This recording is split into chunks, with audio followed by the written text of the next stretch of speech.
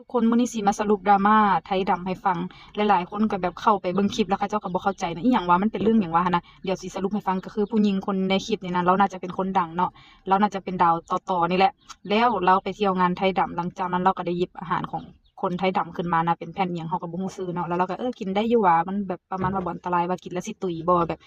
ประมาณว่ากินแล้วยันตุยนะ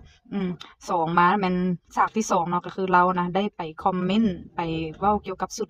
ของไทยดำเขาเจ้าว่า แบบคล้ายๆคือเป็นสูตรที่เอาไว้ให้คนแบบตุ๋ยนุ่งบ่หรือเป็นสูตรของคนตุ๋ยจังซั้นจังซี่นะด้วยสีด้วยหยังของมันหยังประมาณนี้นะเราก็เว้าแบบนั้นเนาะแล้วต่อมาก็เฮ็ดให้แบบไทยดำเขาเจ้าก็บ่พอใจเนาะเพราะว่าอยู่ลาวเขาก็มีไทยดำนี่หลายเด้เนาะแม่นบ่หลายๆคนเลยแหละที่จริงก็บ่ควรเว้าเลยนะเขาเจ้าก็ได้ออกมาวิพากษ์วิจารณ์หยังต่างๆแล้วบัดนั้นนางก็คือสิแม่นทนดราม่าบ่ไหวเนาะก็เลยออกมาขอโทษ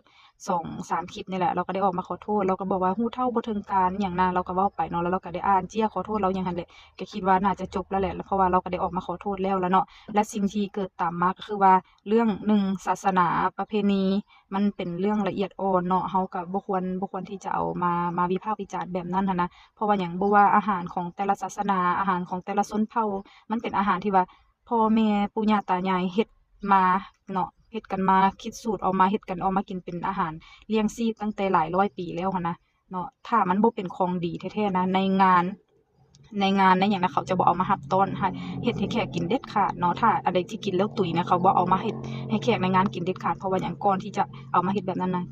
ลูกหลานเขาก็กินมาแล้วเขาก็บ่เห็นสิตุ๋ยนะสองมาแม่นพวกเรื่องสูตรบัดนี้เนาะพวกเรื่องสูตรเรื่องสูตรแบบนี้นะบ่ควรเลยแฮ่งละเอียดอ่อนเลยเพราะว่าอ่าเขาเว้าเรื่องหยังสูตรนี้ก็คือกันเนาะตั้งแต่ปู่แต่ปูนเฮาบ่ว่าจะเป็นลาวลุ่มลาวหยังก็อย่าแม้แต่เฮาคนลาวลุ่มลาวหยังนี่นะเฮาก็มีสูตร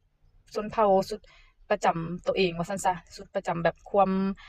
นิยมหยังของแต่ละชนเผ่าของตัวเองอันนี้มันแฮ่งละเอียดอ่อนบ่ควรเว้าเลยเนาะมันเป็นสุดที่ว่าพ่อแม่ตายายเพิ่นได้ออกแบบมาแล้วเพิ่นคิดว่าใส่แล้วมันดีใส่แล้วมันเหมาะสมมันมีกาลเทศะมันนั่นมันนี่เพิ่นเฮ็ดเพิ่นออกแบบออกมาแล้วและสีของแต่ละชนเผ่าสีของแต่ละบ่อนน่ะมันจะต่างกันออกไปถ้าเฮาบ่มักเฮาก็เพียงบ่กินอาหารนั้นเฮาบ่มักเฮาก็เพียงบ่ใส่สุดตัวนั้นแล้วก็แล้วไปเนาะแต่ว่าเฮาบ่ควรเอามาวิพากษ์วิจารณ์แบบนี้เพราะว่าหยังคนอื่นเขาอาจจะมักต่างเฮาเขาอาจจะแบบมักบ่คือเฮา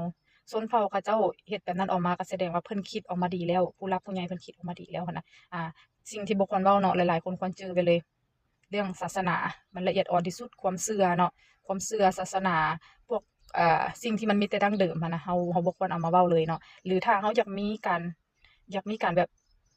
เขาเรียกหยังพัฒนาให้มันทันสมัยขึ้นเราก็มาพัฒนาในแบบรูปแบบของเราก็คือพัฒนาให้มัน